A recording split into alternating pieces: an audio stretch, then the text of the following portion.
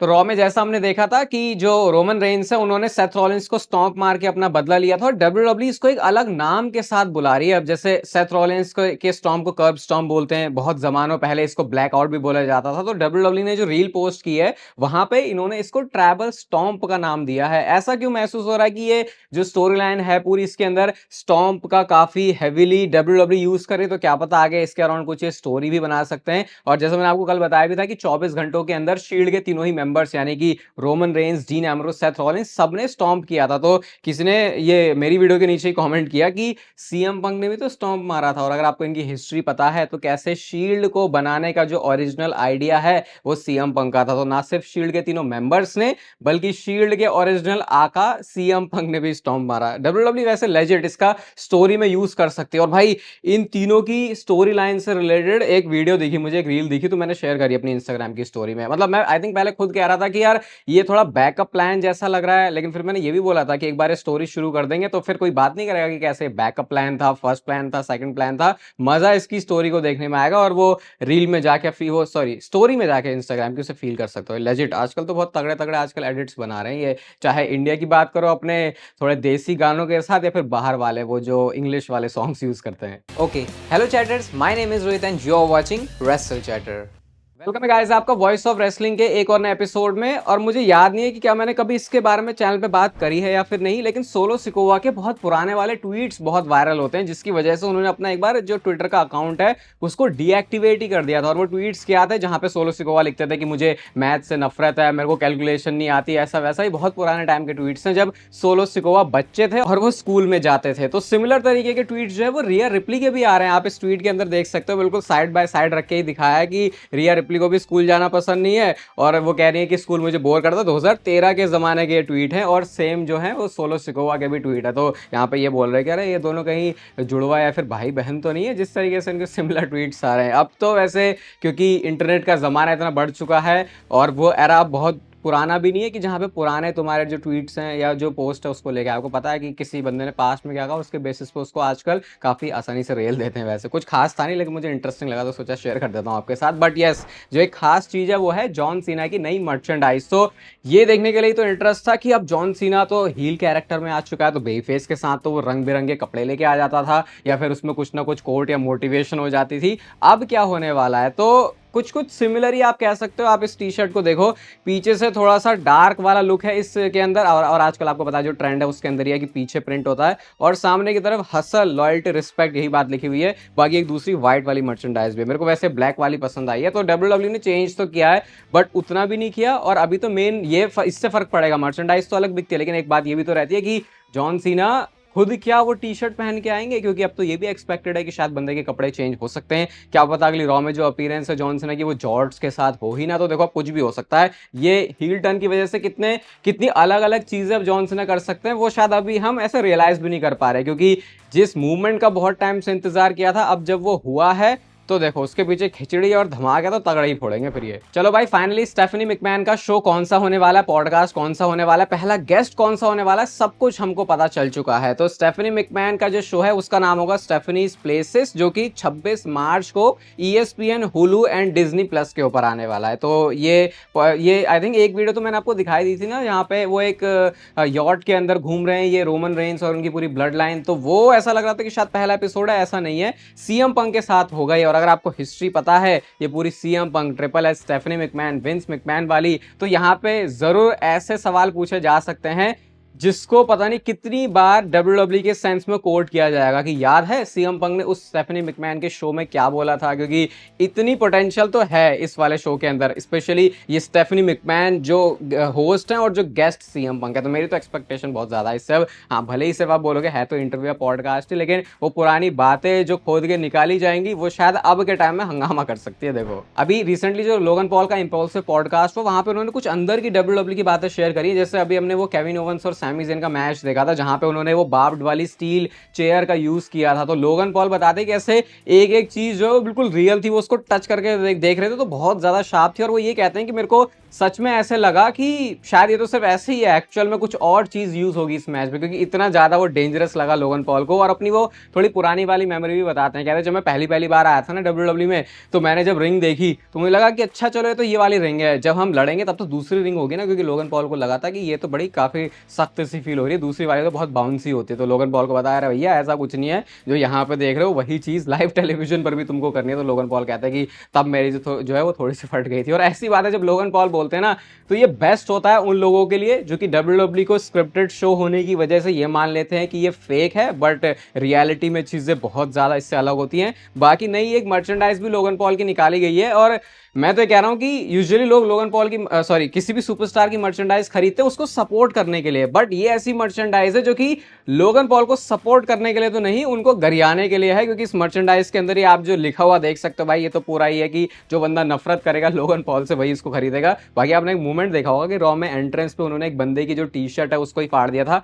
अब ऐसे movement Logan Paul बहुत करने लगे कि एंट्रेंस के टाइम पे ही अपना कोई ऐसा बंदा वहां पे सेट करते हैं, उसके साथ फिर मैं ऐसी हरकत करूंगा, और फिर ऐसा करके वहां से एक वायरल मूवमेंट भी बन सकता है। तो इस बंदे को समझ तो देखो बहुत अच्छी तरीके से हो गई है प्रोफेशनल रेसलिंग की, कि इस ब्लेंड में आके कैसे मैं अपने वो सेलिब्रिटी और सोशल मीडिया स्टेटस का यूज कर सकता हूं बेस्ट, फिर उससे क्या बन सकता है जो कि सबसे ज्यादा है बॉल्स को अट्रैक्ट करेगा। देखो अपनी वीडियोस में मैं बात बहुत बार बोल चुका हूं कि ब्रॉन ब्रेकर एक बहुत बड़ा सुपरस्टार बनने वाला है, चाहे भले ही आप लोग बोलो कि भैया आप कोई बात बोल देते हो ना तो फिर उसका कुछ उल्टा ही सीन हो जाता है, बल्कि रियलिटी में ऐसा कुछ होता नहीं है, वो सिर्फ आपका भ्रम हो सकता है। देखो तो हमको क्या पता चला ब्रॉन ब्रेकर के बारे में और पॉल हेमन के बारे में, कि अच्छे से बैक स्टेज पॉल हेमन काम कर रहे हैं ब्रॉन ब्रेकर के साथ, उनके प्रोमोस के अंदर, रेसलिंग के अंदर, अंदर क्या करेंगे बाहर क्या करेंगे, डब्ल्यूडब्ल्यू से रिलेटेड मतलब पूरा जो पैकेज है वो कैसे बन सकते हैं ब्रॉन ब्रेकर और ज्यादा बढ़िया, उसके ऊपर पॉल हेमन बिल्कुल दिलो जान से काम कर रहे हैं। और ये हमने एनएक्सटी में टीज भी होते हुए ऑलरेडी देख लिया है कि शायद ऐसा हो सकता है कि आगे जाके जो ब्रॉन ब्रेकर हैं उनको मैनेज करना भी शुरू कर दे पॉल हेमन। देखो दो नाम है,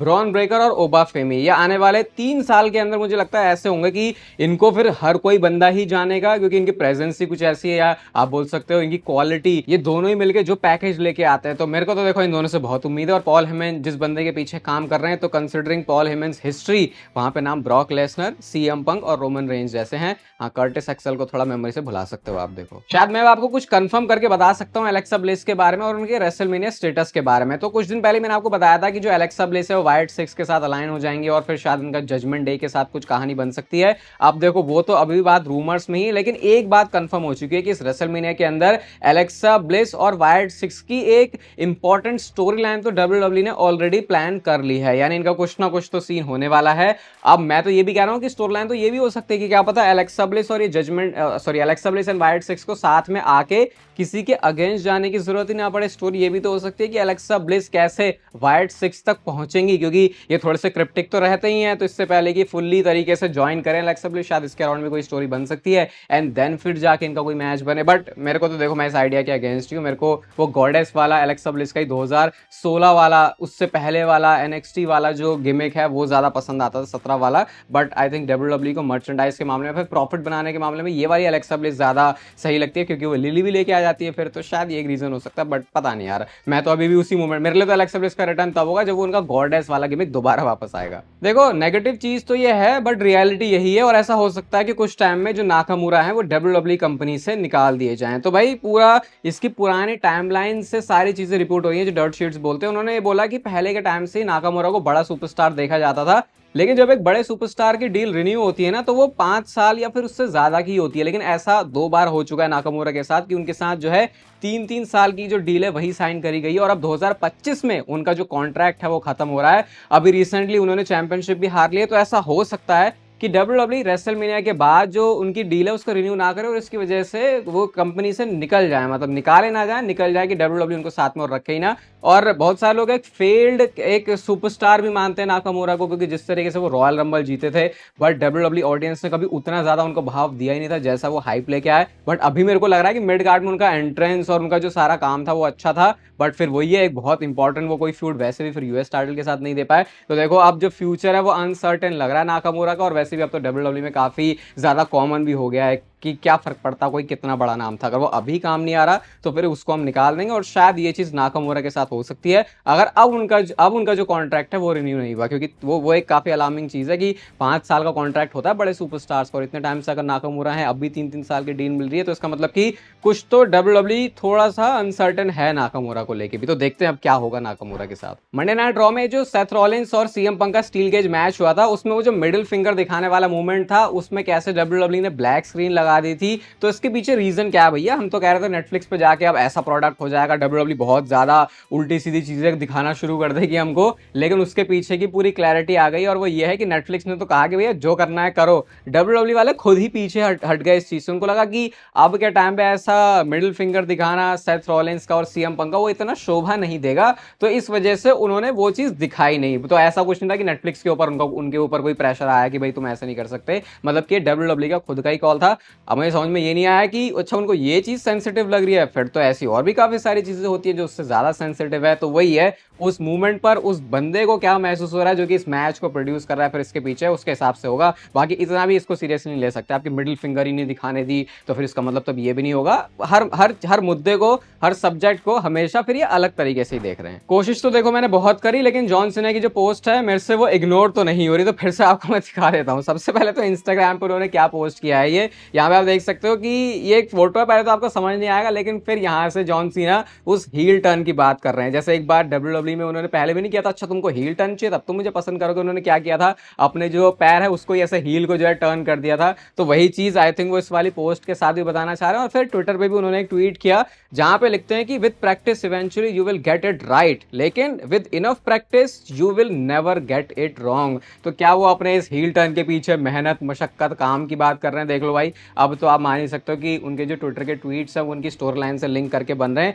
बट मैं तो बोलूंगा भाई बातें बातें बहुत पका लिया तुमने जॉन सीना। अब जो मेन बात है तुमको वो रिंग के अंदर पकानी है, क्योंकि अब हमें रोड टू रेसलमेनिया वाला जो पूरी फीलिंग है वो आना शुरू हो चुकी है, और शायद तुम्हारा 17 टाइम जो वर्ल्ड टाइटल विन करने का सपना है वो रेसलमेनिया के अंदर पूरा हो सकता है। बट यहाँ पे अगर आपको किसी एक बंदे के लिए सिंपैथी रखनी चाहिए वो है कोडी रोड्स, क्योंकि अब तक तो सिर्फ रॉक था, अब जॉन सीना भी इसकी रॉ और स्मैकडाउन में नाक में पूरी तरीके से दम करेगा। अब तक देखो हमें जो रोमन रेंस और सीएम पंक के एंगल की बात कर रहे थे, फेवर की, इनकी हिस्ट्री है, पॉल हेमन इनके बीच में कॉमन बंदा है, कैसे मंडे नाइट रॉ के रिटर्न से जो चीजें हैं वो बहुत मेजर वे में चेंज हो चुकी हैं। अब देखो एक चीज क्लियर हो चुकी है यहाँ से कि एक बहुत बड़ी तगड़ी वाली स्टोरी लाइन रेसलमेनिया के बाद रोमन रेंस और सीएम पंक के बीच में चलने वाली है। अब देखो दो सिनेरियो उस फेवर को ही मद्देनजर रखते हुए क्या हो सकता है। सबसे पहली चीज, अगर रोमन रेंस रेसलमेनिया के अंदर इस मैच को जीत गए तो सोचो पॉल हेमन का रिएक्शन क्या होगा, क्योंकि सेम मैच के अंदर उनका जो बंदा है, उनका जो ट्राइबल चीफ है वो तो जीता है, लेकिन उसका पुराना वाला क्लाइंट हारा है। तो वहां से आप ऐसे मान सकते हो कि जो थिंग्स हैं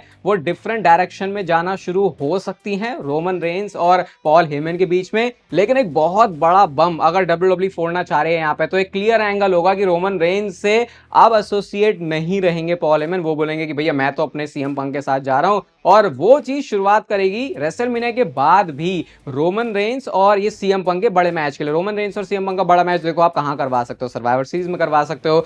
समर स्लैम को अगर आप देखोगे, भैया अभी याद आया मुझे, ये तो 2 नाइट्स का इवेंट है, तो भाई डब्ल्यूडब्ल्यूई के लिए कैसे वो भी एक परफेक्ट जगह है रोमन रेंस और सीएम पंक के मैच को करने के लिए। वैसे बहुत सारे लोग हो सकता है इसको सोचे रेसलमेनिया के लिए होगा, लेकिन इस बार की समर स्लैम भी कोई रेसलमेनिया से कम नहीं, क्योंकि 2 नाइट्स इवेंट होने वाला है, जो कि रेसलमेनिया के बाद दूसरा ही पहली बार डब्ल्यूडब्ल्यूई का ऐसा शो बना है जो कि डब्ल्यूडब्ल्यूई 2 रातों में होस्ट करने वाली है। तो भाई अभी आपको रेसलमेनिया फील हो रही है, तो उसके बाद देखने के बीच में क्या ड्रामा हो सकता है। और ये सोचते सोचते मुझे ऐसा क्यों लग रहा है कि सेथ रॉलिंस तो फिर इसमें एक थर्ड व्हील का ही काम कर रहा है, बट जब जब मुझे ऐसा लगता है सेथ रॉलिंस भाई पता नहीं कुछ ना कुछ तो कर जाता। तो यहां से जो स्टोरी लाइन है वो आप बोल सकते हो कि टेक ऑफ कर चुकी है, और ये नीचे तो पता नहीं कभी आएगी, ये अभी मत सोचो लैंड होने वाली है। ये इस फ्यूड को और ज्यादा स्ट्रेच करने वाले हैं, जो कि डब्ल्यूडब्ल्यूई की प्रोग्रामिंग के लिए, हम फैंस के लिए बहुत तगड़ी वाली बात होगी। और भाई ऐसा भी हो सकता है, देखो मैंने 2 बड़े बड़े शोज के नाम लिए कि समर स्लैम, सर्वाइवर सीरीज यहाँ पे हो सकता है, बट एक और डब्ल्यूडब्ल्यूई का मेगा इवेंट नवंबर के महीने में भी हो सकता है। तो भाई क्या चल रहा है, टीकेओ के अंदर यूएफसी है, डब्ल्यूडब्ल्यूई पता नहीं बॉक्सिंग को भी इन्वॉल्व कर रहे हैं, तो सऊदी अरेबिया के अंदर